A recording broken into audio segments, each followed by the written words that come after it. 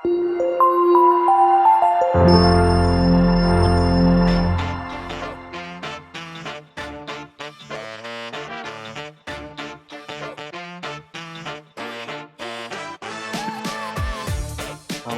warahmatullahi wabarakatuh. Perkenalkan, nama saya Rida Saputra dari kelas reguler 2, di mana saya akan dari ini di pemodelan 2 dimensi dan 3 dimensi.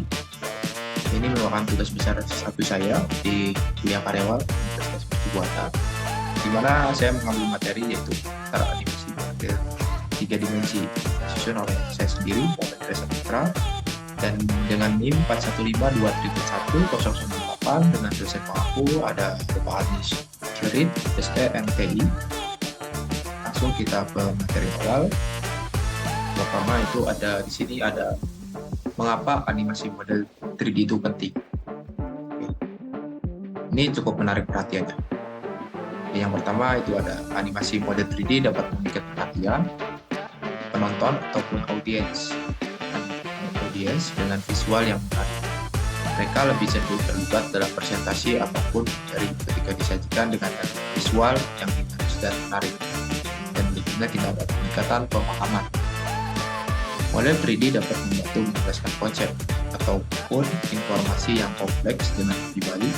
Misalnya, dalam presentasi ilmiah dapat menggunakan model 3D ini untuk menjelaskan struktur molekuler dan fisika yang sulit dipahami dengan gambar statis atau teks saja. Jadi ketika kita presentasi kita ada gambaran sebelumnya. Kurang lebih itu. Lanjut kita materi masih tentang 3D. Itu ada simulasi realistis. Dalam beberapa situasi, simulasi realistis adalah fungsi. Dengan animasi model 3D dapat mensimulasikan situasi atau peristiwa dalam bentuk virtual yang memberikan pengalaman nyata pada audiens. Contoh itu ada simulasi pelatihan medis di mana dokter dapat berlatih prosedur bedah tanpa risiko atau pasien nyata. Dalam banyak industri dan konteks animasi model 3D ini telah membuka peluang baru dalam komunikasi, pendidikan, dan pemahaman. Ini memberikan cara lebih dinamis dan mudah dimengerti untuk menyampaikan informasi yang kompleks atau menggambarkan situasi yang sulit dijelaskan dengan kata-kata atau gambar statis. Lalu kita ada konsep 3D. Apa sih itu model 3D? Nah, di sini adalah model 3D adalah referensi digital dari objek bangunan, karakter, atau lingkungan dalam 3 dimensi yang berarti memiliki panjang, lebar, dan kedalaman. Ini berbeda dengan gambar 2 dimensi yang hanya memiliki panjang dan lebar. Lalu kita ada koordinat X, Y, Z itu untuk menggambarkan posisi dan bentuk objek di ruang 3 dimensi itu sendiri.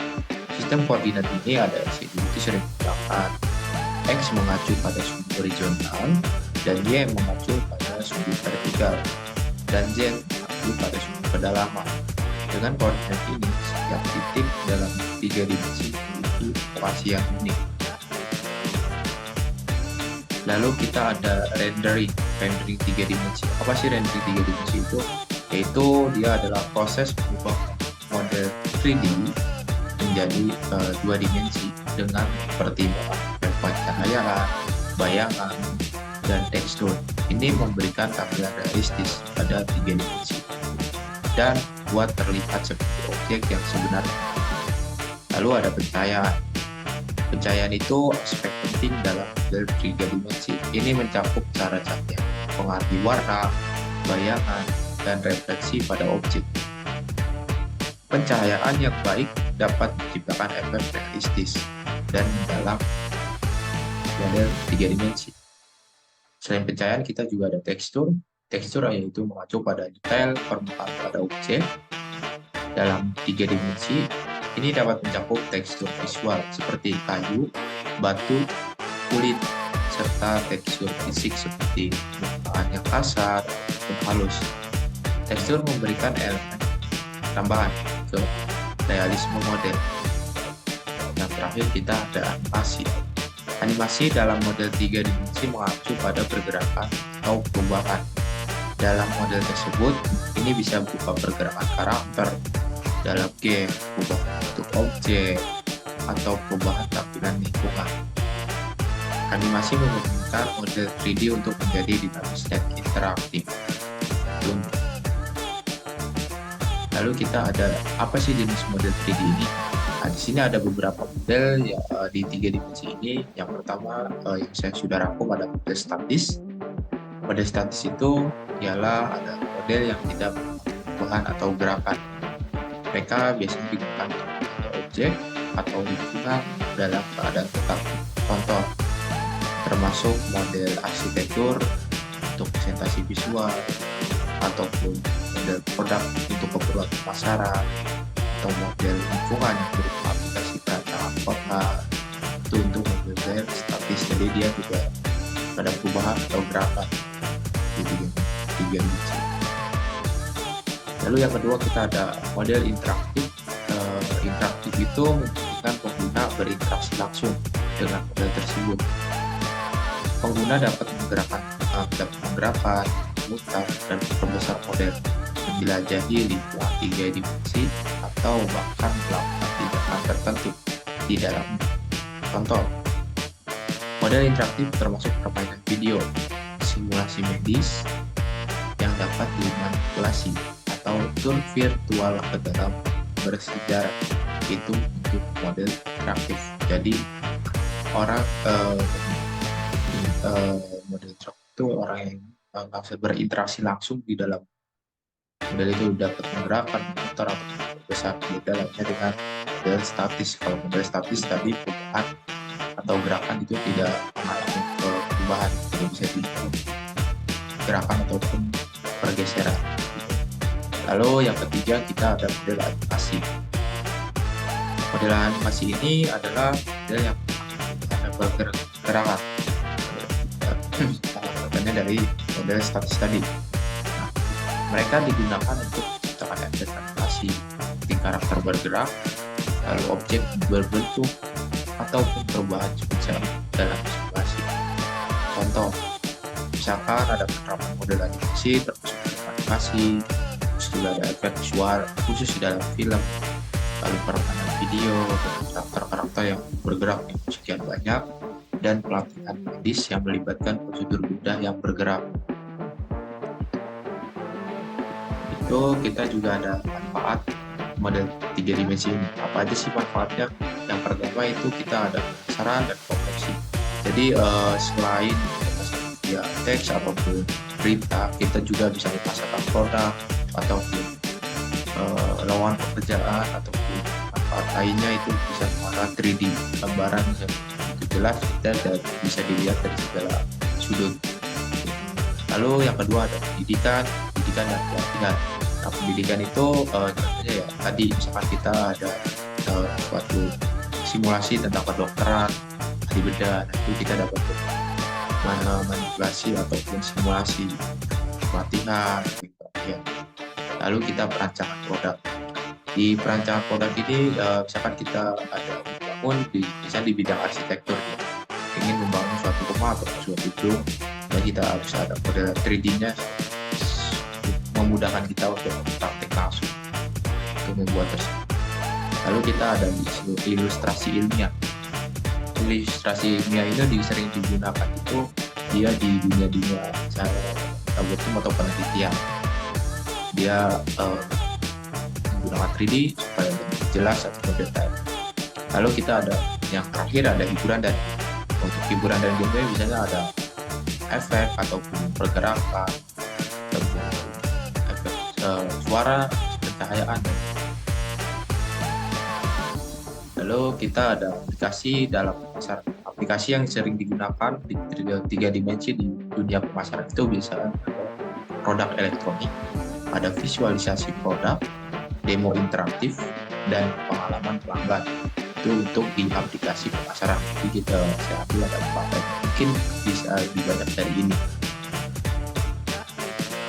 Itu ada sama aplikasi. Kalau ini kita ambil dalam pendidikan.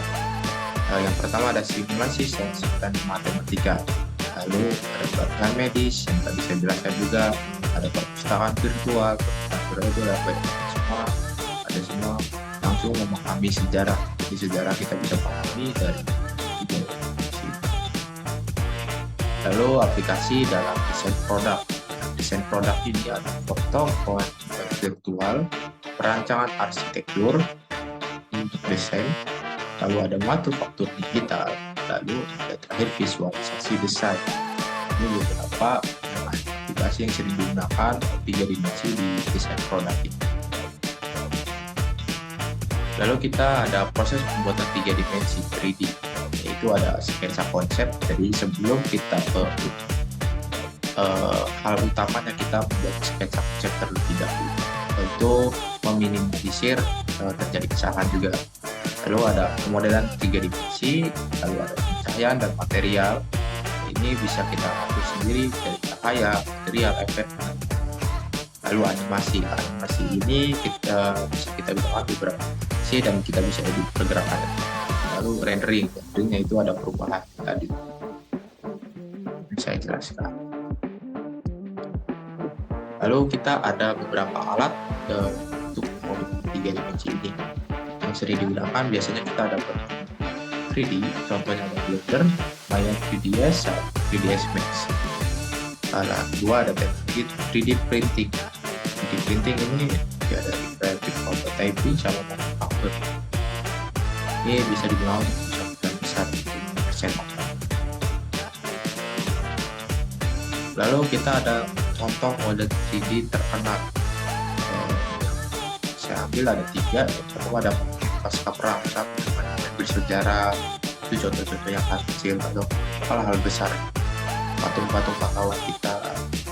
Lalu kita ada model molekuler, itu biasa ilmiah. Lalu ada efek khusus dalam film, jadi efek dalam khusus dalam film ada di sebuah film itu atau dapat efek-efek ya, inti atau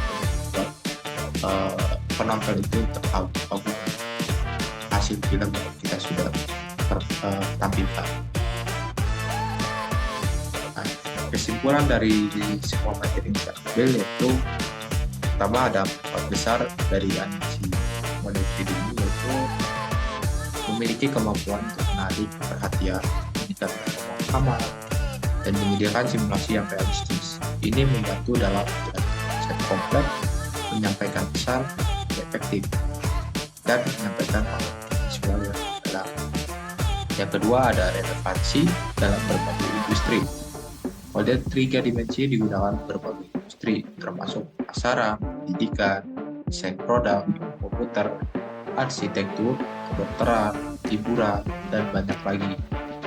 Kemampuan untuk menciptakan model 3 dimensi telah mengubah cara untuk berinteraksi di dunia digital. Yang terakhir kita ada potensi masa depan. Potensi masa depan ini sering teknologi berkembang seiring teknologi, potensi aplikasi ini semakin berkembang. Rendering, real time, realistis virtual (VR), dan realistis terargumentasi (AR), VR, sama semakin mengubah cara kita berinteraksi dengan tiga dimensi. Ini memberikan peluang baru untuk inovasi dalam berbagai industri. Di sini kesimpulan yang saya jelaskan, saya ada salah satu contoh di mana saya membuat 3D 3 dimensi itu pergerakan simpel menggunakan Blender. Di sini saya sudah menggunakan Blender, cuma mungkin ini tidak begitu indah. Coba ini sederhana, di mana saya membuat pergerakan animasi berjalan, start berjalan serta stop, di mana saya menggunakan animasi karakter ini di internet karakter ini, lalu saya masuk ke Blender. Nah, di sini saya pertama itu menggunakan timeline juga. Kita edit di sini dari pergerakan awal sampai akhir. Mungkin agak sedikit kasar dari pergerakan. Dari awal dia berjalan, karakter nah mungkin ini kadang-kadang masih sederhana, saya juga proses buat mungkin itu gambaran 3D yang saya dapat edit ataupun presentasikan di pertemuan ini di tugas besar 1. Maka kita akan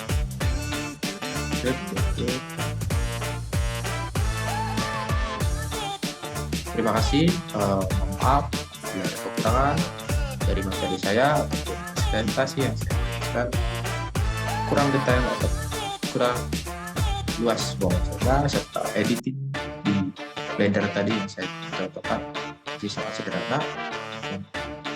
Ini wabillahi taufiq wal hidayah. Assalamualaikum warahmatullahi wabarakatuh.